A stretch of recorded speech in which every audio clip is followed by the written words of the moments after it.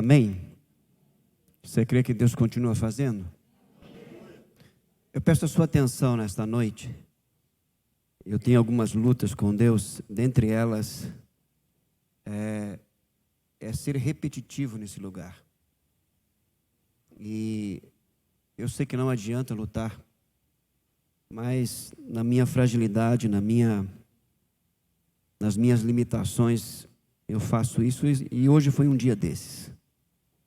E eu sei que é direção de Deus, que é orientação do Senhor, mas às vezes, como hoje, eu tento mudar algumas coisas, tento fazer diferente.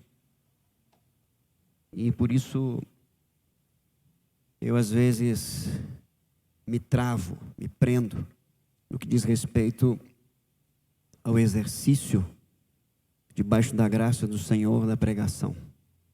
Mas eu sei que você é paciente, que você tem um coração aberto para aquilo que Deus está falando, ainda que seja repetitivo. 1, 2. Livro do profeta Ezequiel, capítulo 22, verso 30. Profeta Ezequiel, capítulo 22, verso 30.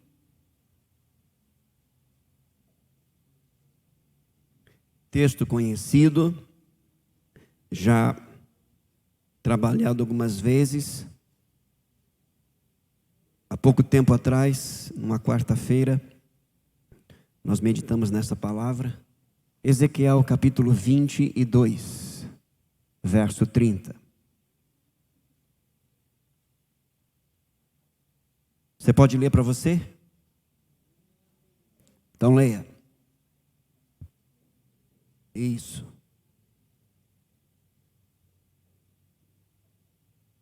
Estas palavras registradas e colocadas no livro, no rolo de Ezequiel, elas foram proferidas pelo próprio Deus. Deus disse isso para Ezequiel. Ezequiel, profeta levantado no tempo também de Jeremias e de Daniel, do capítulo 1 ao capítulo 24 deste livro de Ezequiel, Ezequiel ainda está em Jerusalém. Jerusalém já está cercada pelo reino da Babilônia. Jeremias está caminhando para o final do seu ministério. Ezequiel vai iniciar seu ministério entre os exilados, ele vai ser levado. Daniel já está na Babilônia, vivendo essa realidade do cumprimento da palavra de Deus, da disciplina do Senhor sobre o seu povo que já havia começado. E Deus vem a Ezequiel e diz estas palavras. A expressão aqui, o verbo procurar, ele é enfático na língua hebraica, porque Deus, é como se Deus, ele saísse do seu lugar de governo, de autoridade e percorresse toda Judá. A procura. Ele estava, na verdade, em busca. Poucas vezes a gente vê essa expressão na palavra de Deus, em que Deus está buscando, Ele busca verdadeiros adoradores. O Filho do Homem veio para buscar e salvar o que havia se perdido, ou que se perdeu. Essa iniciativa de Deus, essa disposição, essa ação de Deus, na verdade, ela é extrema. Porque Deus não precisa fazer isso, Ele é o Todo-Poderoso. Ele é soberano. Quando Ele quer fazer, Ele faz, não pergunta nada para ninguém. Mas Deus não quer só fazer. Deus quer que nós venhamos a participar dos seus feitos. Deus quer que nós venhamos a experienciar o seu agir. Deus quer que nós sejamos introduzidos na sua movimentação, no seu trabalhar. Ele não é um Deus egoísta, Ele não é um Deus que simplesmente Ele vai fazer porque Ele é Deus. Não, Ele criou o homem à sua imagem e semelhança, e Ele quer compartilhar com o homem essa realidade dos seus feitos, das suas ações. Deus quer que eu e você venhamos a participar dos seus feitos, das manifestações do seu poder, do agir da sua graça, Deus quer transformar situações, realidades, Deus quer transformar contextos, mas Ele não quer fazer isso sozinho. Ele quer que eu e você venhamos a participar disso. E por isso Ele disse que eu procurei, eu fui em busca, e fui e andei por toda Judá, e eu estava à procura de um homem. Eu estava à procura de uma pessoa. Eu estava à procura, talvez, de uma criança, de um pré-adolescente, de um adolescente, de um jovem, de um adulto, de um ancião, de um homem, de uma mulher. Eu estava à procura apenas de uma pessoa. Mas eu não encontrei. Deus vai à procura e não encontra. Uma das primeiras vezes que o texto sagrado fala da tristeza de Deus está registrado lá em Gênesis, na geração de Noé, em que a Bíblia diz que Deus se arrependeu de ter criado o homem. O arrependimento ali, na verdade, é profunda tristeza, uma tristeza que atingiu em cheio o coração de Deus. Eu tenho para mim que essa tristeza também veio ao coração de Deus nesse momento. Embora, como eu falei, Judá já estava cercada, Jerusalém já estava cercada, então Deus estava manifestando a sua ira, o seu juízo sobre o seu povo.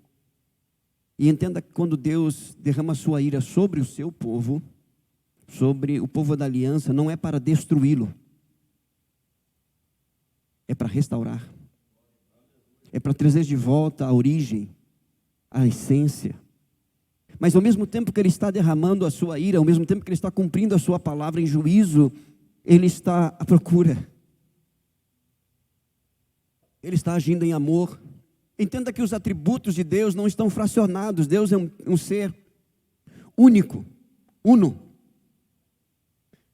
Não existe aquela ideia de que às vezes Deus age em amor, às vezes Ele age em misericórdia, às vezes Ele age em justiça, às vezes Ele age em santidade. Não, quando Ele age na totalidade do seu ser. Não há divisão em Deus. Ele é perfeito na sua essência, na sua natureza. Então, ao mesmo tempo que Ele está derramando a sua ira, Ele está buscando, na verdade, alguém que se torne um instrumento nas suas mãos para Ele manifestar a mudança de uma realidade imutável aos olhos dos homens, impossível de ser revertida. Deus é especialista nisso. E o que é mais interessante é que eu repito para você nesta noite, eu quero enfatizar isso, que Deus, Ele é especialista em mudar situações impossíveis e imutáveis. Ele quer fazer isso, Ele pode fazer isso, mas Ele quer que venhamos a ser coparticipantes disso. Vivenciar, experienciar, não somente ver, não somente estar diante da manifestação do seu poder e ver transformações, mas ser instrumento das mesmas. Ele procura, Ele não encontra. E o texto diz que Ele procurou um homem que reconstruísse a muralha e se colocasse na brecha diante dele, a favor da terra, a favor de Judá, para que Ele não a destruísse. Ele não queria destruir, Ele não queria trazer desolação, Ele não queria fazer isso, embora fosse necessário, mas Ele não queria.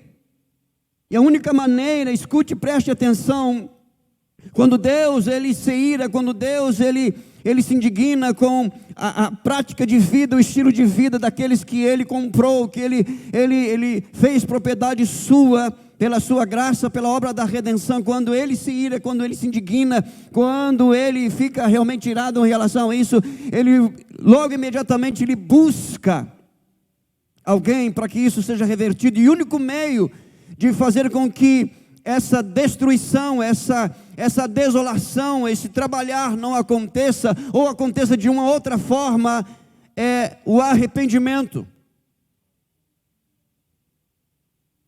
É a mudança de vida.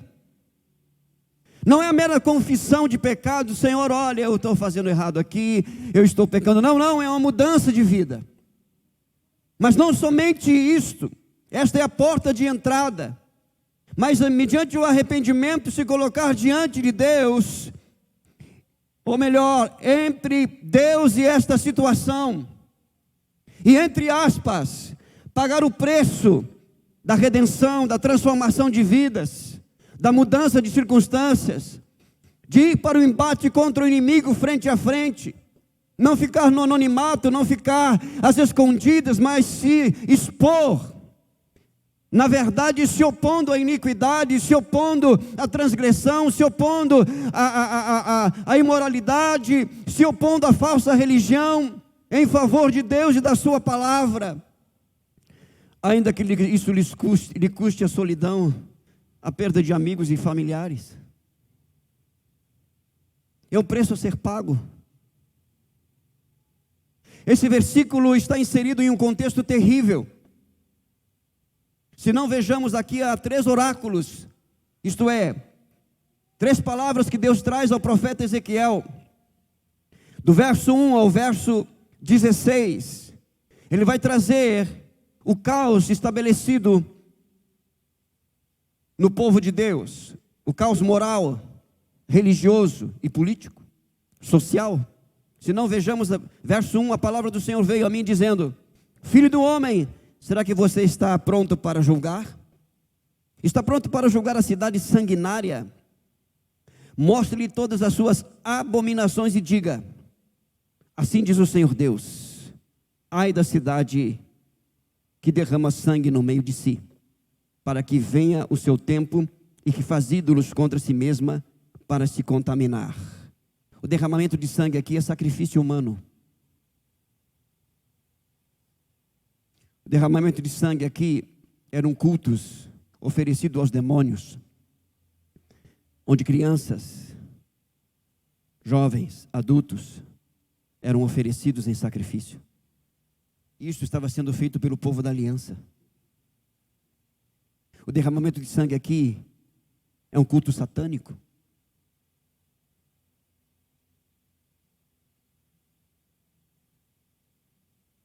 Mas Deus mostra ainda mais e diz o seguinte, verso 4: você se tornou culpada pelo sangue que derramou e está contaminada pelos ídolos que fabricou. Eles levantaram os seus próprios ídolos. Ezequiel vai dizer o seguinte, quando o povo veio consultar Ezequiel, quando eles já estavam no exílio, e Deus disse: olha, esse povo vai vir te consultar, vai vir te perguntar a respeito do que está acontecendo, Ezequiel. Eles querem ouvir a minha voz, eu não vou falar para eles. Por quê? Sabe por quê, Ezequiel? Eles levantaram ídolos no seu coração. Você fez chegar o dia do seu julgamento e o término dos seus anos. Preste atenção aqui. A morte não é uma fatalidade. Tem gente que morre antes do tempo. Tem gente que é tirado antes que os seus anos terminem, devido à iniquidade, à transgressão e à desobediência.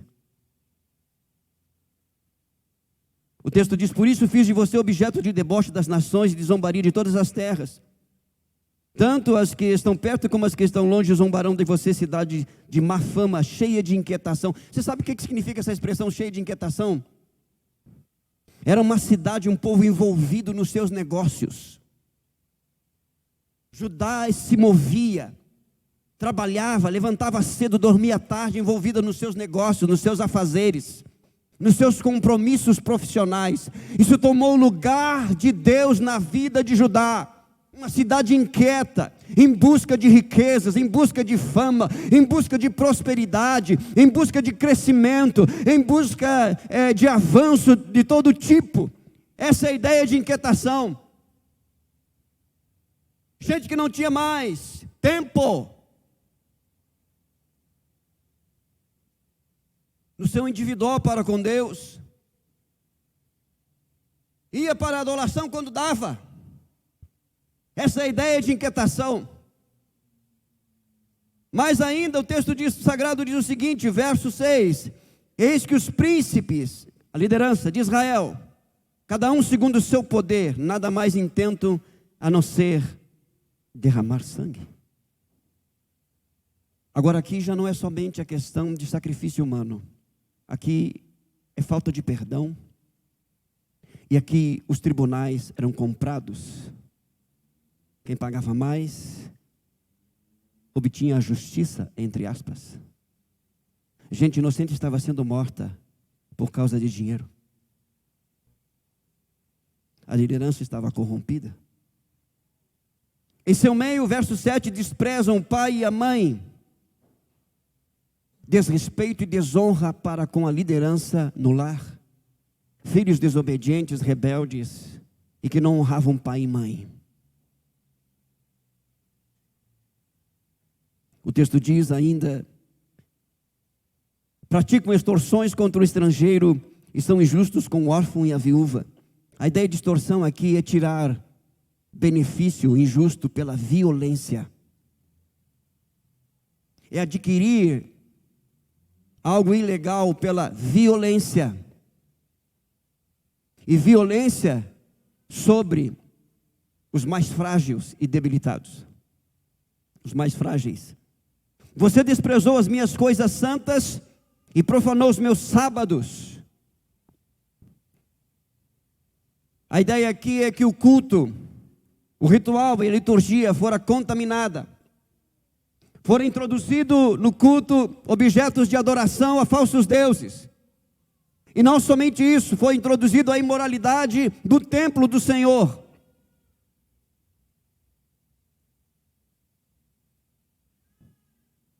Verso 9 diz: em seu meio há homens que dizem calúnias para derramar sangue, tribunais. Em seu meio, olha só, comem carne sacrificada nos montes e cometem perversidade. Isso aqui era uma prática satânica, de rituais e de perversão. Em seu meio, homens têm relações com a mulher do seu próprio pai e abusam da mulher no período da sua menstruação. Isso aqui é estupro. Porque a mulher, na menstruação, não podia ter relação sexual porque o sangue contaminava. E mulheres eram estupradas pelos seus próprios maridos. Um comete abominação com a mulher do seu próximo, adultério. O outro contamina vergonhosamente a sua nora. E outro abusa da sua irmã, filha de seu pai, incesto, todo tipo de imoralidade. A imoralidade estava no templo, a imoralidade estava na casa, a imoralidade estava no comércio, a imoralidade estava pelas ruas, a imoralidade estava nos campos, a imoralidade estava nos montes, em todo tipo de expressão religiosa, lá estava. A essência da religião na época aqui era a imoralidade sexual. Havia um culto à depravação e à imoralidade. Em seu meio aceita o suborno para derramar sangue. Você emprestou com usura e cobrou juros. Você explorou o seu próximo com extorsão. Mas de mim você se esqueceu, diz o Senhor. Perceba que a pecaminosidade, a transgressão, a maldade está em todas as áreas. Deus mostra a Ezequiel a corrupção de uma forma geral. E então, no verso 17, ele vai dizer do 17 ao 22 que Jerusalém está cercada pela Babilônia. E o texto sagrado diz que Deus está colocando fogo, que é o fogo da adversidade, da disciplina, para ver se sai alguma coisa boa. E o texto diz assim, a partir do verso 17, a palavra do Senhor veio a mim dizendo: filho do homem, a casa de Israel se transformou em escória para mim. A escória é aquela parte em que quando o metal é colocado ao fogo, para tirar toda a impureza, e o fogo tira a impureza, e a impureza é a escória. A escória é a impureza. Todos eles são cobre, estanho, ferro e chumbo no meio do forno. Eles são a escória da prata. Portanto, assim diz o Senhor Deus: visto que todos vocês se transformaram em escória, eis que eu os ajuntarei no meio de Jerusalém. E aí então ele vai discorrendo até o verso 22, dizendo que o fogo da disciplina, que deveria trazer pureza, santidade, deveria revelar integridade, retidão, temor do Senhor, trouxe ainda mais em evidência a imoralidade. Preste atenção. Escute. quando o fogo santificador do Espírito é derramado, aqueles que estão caminhando com Deus avançam na santificação, avançam no temor do Senhor, avançam na obediência ao Senhor e à sua palavra por amor a Ele. Mas esse mesmo fogo santificador que chega também sobre a vida daqueles que estão vivendo de forma totalmente contrária à vontade de Deus, esse fogo vai evidenciar ainda mais a sua imoralidade. Por isso que às vezes algumas pessoas perguntam para nós assim: pastor, mas como pode? Aquele momento tão precioso, né? Aquele derramar do Espírito, e fulano saiu daquele momento e foi se prostituir, foi cometer adultério, foi fazer todo tipo de maldade. Como pode? O fogo santificador, ele separa, ele traz à evidência o que está no interior.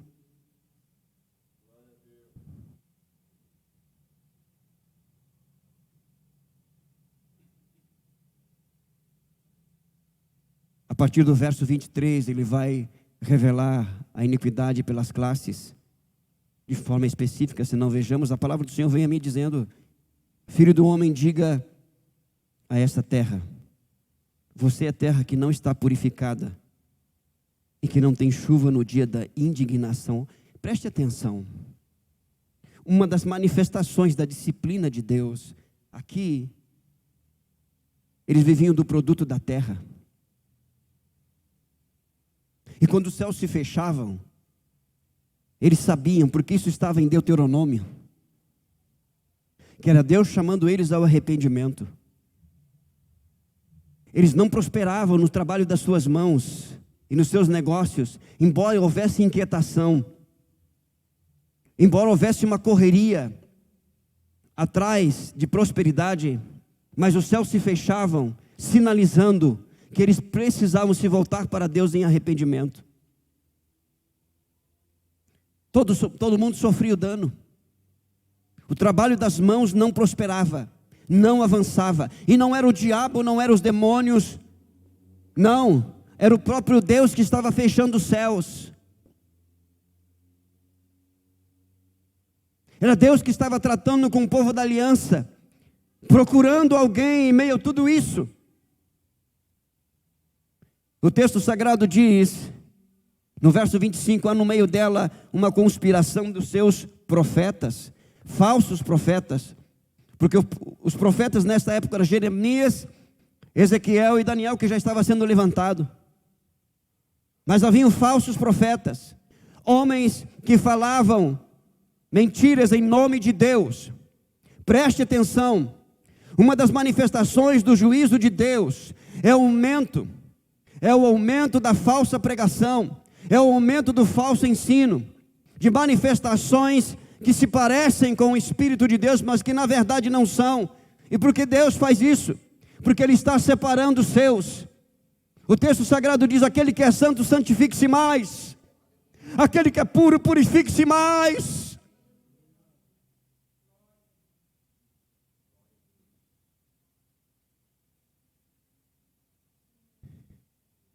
O texto diz: como o leão que ruge, que arrebata a presa, assim eles devoram as pessoas. Olha só a característica dos falsos profetas, preste atenção. Ezequiel está escrevendo para os nossos dias. Como o leão que ruge e arrebata a presa, assim eles devoram as pessoas. Se apossam de tesouros e coisas preciosas, multiplicam as viúvas no meio dela. Estes homens estavam atrás de riquezas, de prosperidade, e usavam da falsa profecia para isto. Falsos profetas dão a si mesmo. Falsos profetas lhes dizem que você tem que dar tudo para Deus, e ele pega tudo que você dá para Deus, porque o Deus que ele está pregando não é o Deus da Bíblia, o Deus que está pregando é o seu próprio ventre.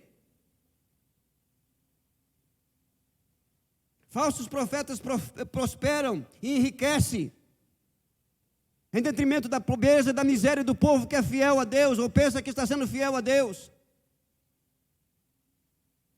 Há poucos dias aqui, numa ministração de oferta, eu falei sobre a oferta da viúva. Lembram desse texto? Em que Jesus estava ali no gasofilácio e estava observando, e os ricos vieram ali e colocaram todas as suas quantias, aquela coisa louca, e Jesus viu a viúva e colocou 2 moedas.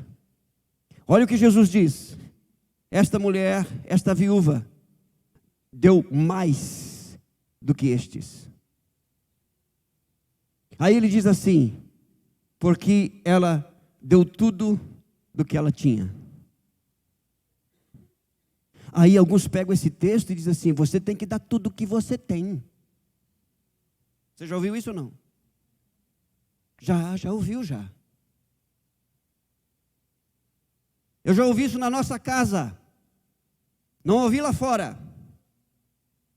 Eu encontro geral. Não vou desenhar aqui, senão você vai saber quem foi. Mas eu encontro geral da nossa denominação. Alguém da alta liderança foi ministrar oferta. E sabe o que ele disse? Não pode fazer barulho no gasofilácio. Não traga dinheiro que faça barulho. Em outras palavras, não coloque moedas ali. Preste atenção. Não é porque o pastor falou, não é porque o pregador disse que é verdade. É se a palavra de Deus está dizendo se é verdade.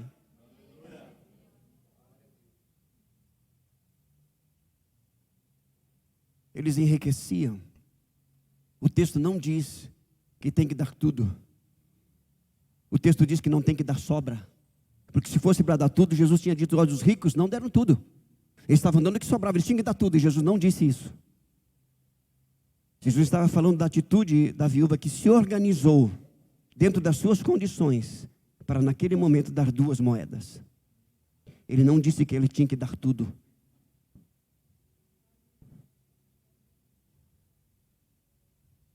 O texto segue. Eu preciso chegar no verso 30. Meu tempo está terminando. Porque preciso que você entenda como que Deus vê tudo isso e como Ele age em relação a isso. Por que Ele busca um homem para mudar esse quadro? Isso aqui é loucura. Porque, sinceramente, dentro desse quadro, dentro dessa realidade, que morram, que sejam destruídos. Mas não é assim na mente de Deus e no coração de Deus, irmãos. Não é dessa forma. Verso 26 diz assim: os seus sacerdotes, aqueles que intercediam e ensinavam, transgridem a minha lei e profanam as minhas coisas santas. O que era santo se tornou comum, normal, natural, perdeu o seu sentido, perdeu a sua essência. Olha só, não fazem distinção entre o santo e o profano, é tudo igual. E não ensinam a diferença entre o puro e o impuro. O ensino estava corrompido. Não respeitam os meus sábados, e assim sou profanado no meio deles. Os seus líderes no meio delas são como lobos que arrebatam a presa para derramar o sangue, para destruírem vidas e ganharem lucro desonesto. Os seus profetas cobrem isso com cal, que era uma cobertura superficial, para tentar cobrir realmente a realidade. Tendo visões falsas e predizendo mentiras, dizem, assim diz o Senhor Deus, sem que o Senhor tenha falado. O povo da terra pratica extorsão e anda roubando. Fazem violência aos pobres e necessitados, e injustamente oprimem os estrangeiros. Você viu aqui o quadro? Não é de indignar, não é de causar revolta, sim ou não? Seja sincero. Sim, pastor. Irmãos, isso é abominável diante dos olhos de Deus, deve ser também dos nossos. Ao contemplar essa realidade onde moramos, na cidade onde estamos, no estado onde estamos, na nação onde nós estamos, nós não podemos nos acostumar com isso, nós não podemos fazer vistas grossas dessa realidade.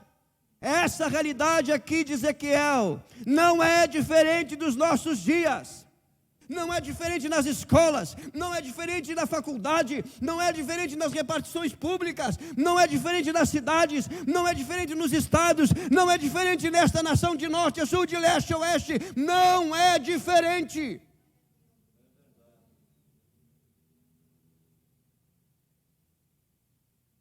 a indiferença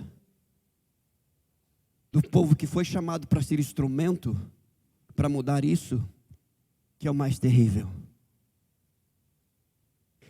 Como mudar isso, irmãos?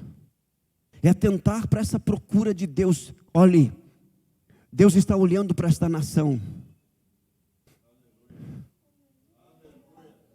Deus está olhando para o estado do Rio Grande do Sul. Deus está olhando para Santana do Livramento.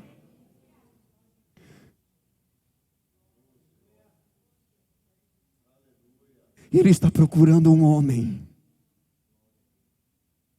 uma mulher, um jovem, alguém que se coloque na brecha, alguém que chore com ele, alguém que lamente com ele em ver o caos, a destruição, a desolação, porque aqueles que ele criou a sua imagem e semelhança deram as costas para ele. Preste atenção. Deus entra nas casas, nos lares.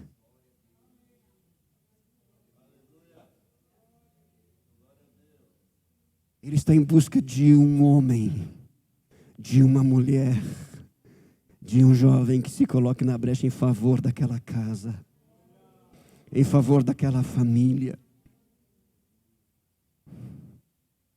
Preste atenção que não é só orar. Não é só orar. Orar é pedir, é colocar diante de Deus, é interceder.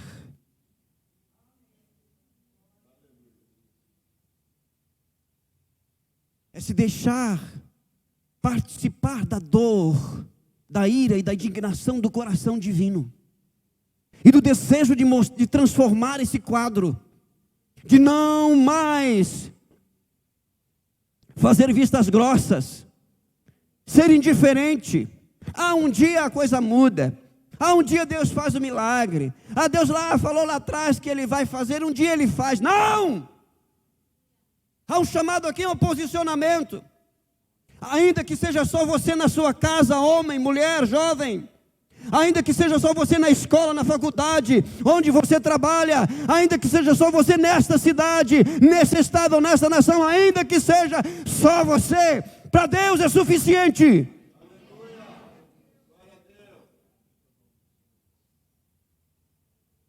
Mas Ele não vai fazer. Estou ouvindo aqui,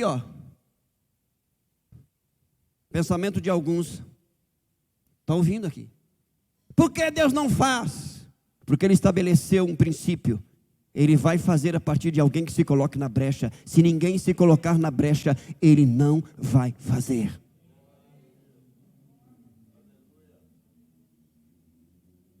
Pastor, meu esposo não muda. Não vai mudar. Está chegando aí ou não? Tá. Eu sei que está. Eu não estou lançando ao vento. Pastor, a minha família não muda. Minha casa é um caos. Pastor, onde eu trabalho é filial do inferno.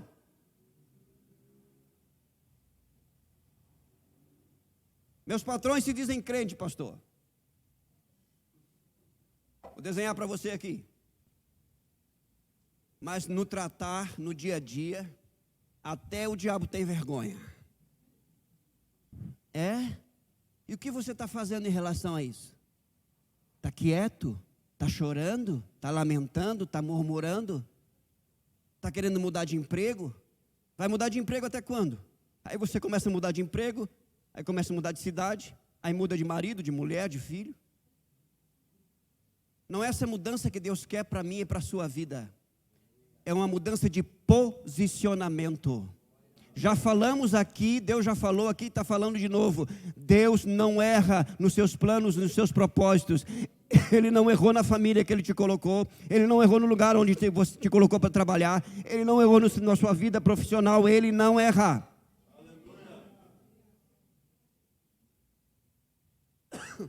Ele procura alguém. E diz o texto assim, primeiro, que reconstrua a muralha. Preste atenção, Jerusalém estava cercada pelo exército babilônico. Os muros ainda não tinham sido derribados. O que Deus está falando aqui, que Ele não quer muros de pedra. Ele não quer que nós coloquemos a nossa confiança em coisas naturais, porque a ação dEle é sobrenatural. O que Ele está dizendo aqui é que homens e mulheres jovens deveriam se levantar em arrependimento, em vida íntegra, em obediência a Ele e a sua palavra, abandonar o pecado e a iniquidade. Ora, estava lá Jeremias, estava lá Ezequiel, e como que Deus diz que Ele procura e não encontra ninguém? Ele estava procurando entre o caos, entre a desolação. Ele estava procurando aqueles que estavam vivendo na iniquidade, dizendo assim, intercessão, escute, preste atenção. Intercessão começa com arrependimento. Intercessão começa com mudança de vida, não dos outros, a minha. Intercessão começa com posicionamento, de não mais concordar, de não mais compactuar com a imoralidade, com a perversão, com a violência, com a extorsão, com o roubo, com a mentira. Intercessão começa com uma mudança de mente e coração. Eu vou me alinhar ao pensamento e à vontade de Deus. Eu vou me alinhar à santidade de Deus.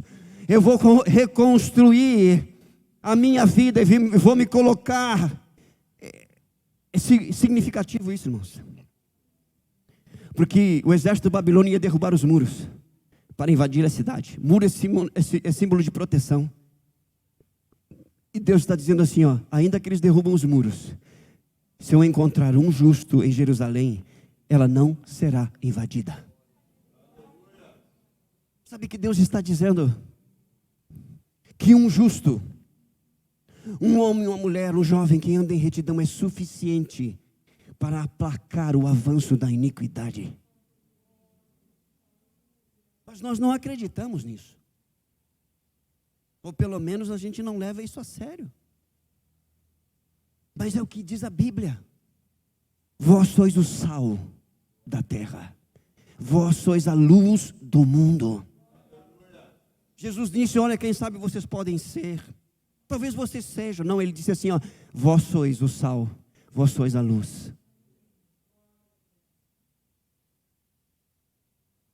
Se coloque diante dele, reconstrua, mas não somente isso, se posicionar, porque é interessante aqui a ideia de reconstruir a muralha, levantar e se posicionar. Eu estou falando para a gente que está vendo a sua família, seus amigos, está vendo as pessoas que estão ao seu redor caminhando em direção ao inferno, gente que andava junto, gente que temia Deus e que abandonou, porque esfriou na fé, e você está vendo tudo isso, e está simplesmente orando, pedindo, Deus, Senhor. Não, Deus está dizendo, levante-se, se posicione, se retire para chorar comigo, se retire para se indignar, se retire para interceder, se levante, se posicione, não aceite essa realidade.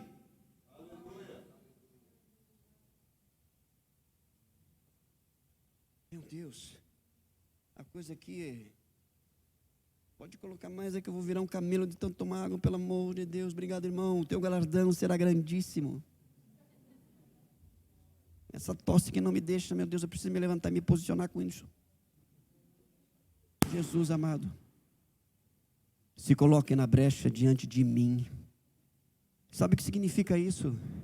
Você vai sofrer os embates de se opor à iniquidade, à transgressão, a começar na sua casa.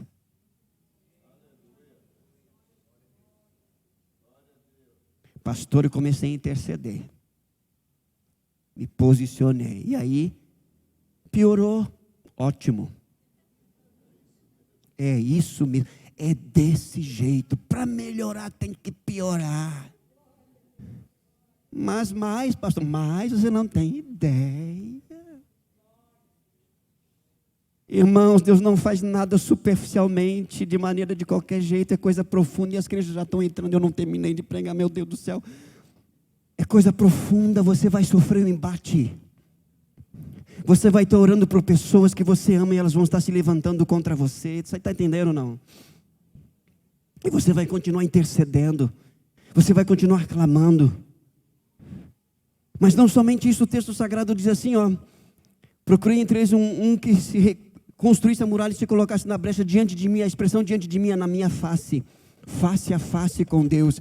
Antes de enfrentar o inimigo face a face, você tem que estar andando face a face com Deus. Nós não podemos só conhecer as mãos de Deus e os seus feitos. Nós precisamos conhecer a face de Deus. Intimidade, comunhão, devoção, entrega, consagração, intimidade com Ele, relacionamento pessoal. Eu não conheço Deus só de ouvir falar, mas de andar com Ele.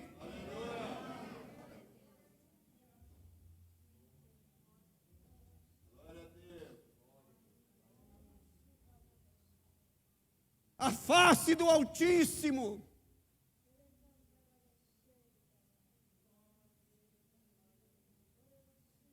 E o texto diz: se colocaste na brecha diante da minha face em favor desta terra. O favor de Deus. O favor de Deus sobre esta terra. Há um caminho por onde passa o favor de Deus, e escute. O caminho é da intercessão de homens e mulheres jovens que andam com Deus. Deus quer derramar o seu favor, mudar esse quadro, para não destruir. Sabe, às vezes claro que você não, porque você já é uma pessoa mais profunda na sua espiritualidade. Eu já quero destruir mesmo. Sabe? Que morra.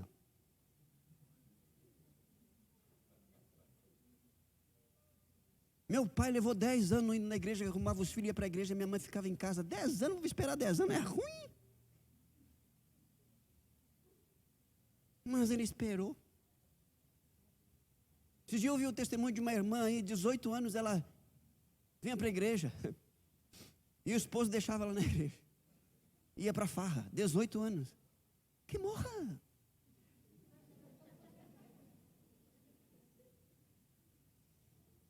Estou aqui adorando a Deus, louvando a Deus, e ele está lá se divertindo, caminhando para o inferno. Que vá para o inferno! Não! Essa não é a mente, não é o coração e não é a disposição de Deus. Escute, Deus brada e bradou através do Calvário dizendo: é da vontade de Deus que todos sejam salvos e cheguem ao pleno conhecimento da verdade. Porque Deus amou o mundo de tal maneira que enviou o seu Filho unigênito para que todo aquele que nele crê não pereça, mas tenha a vida eterna. Deus quer mudar o teu caos. Deus quer mudar a desolação que veio sobre a sua vida, sobre a sua casa, sobre o trabalho das suas mãos. E o caminho é a intercessão. É choro, é gemido, é posicionamento, é fidelidade a Ele e a sua palavra. Em meio à imoralidade e à pecaminosidade, Deus vai honrar a sua palavra. Deus vai honrar o seu nome. E Deus vai honrar o seu exercício de fé através da intercessão.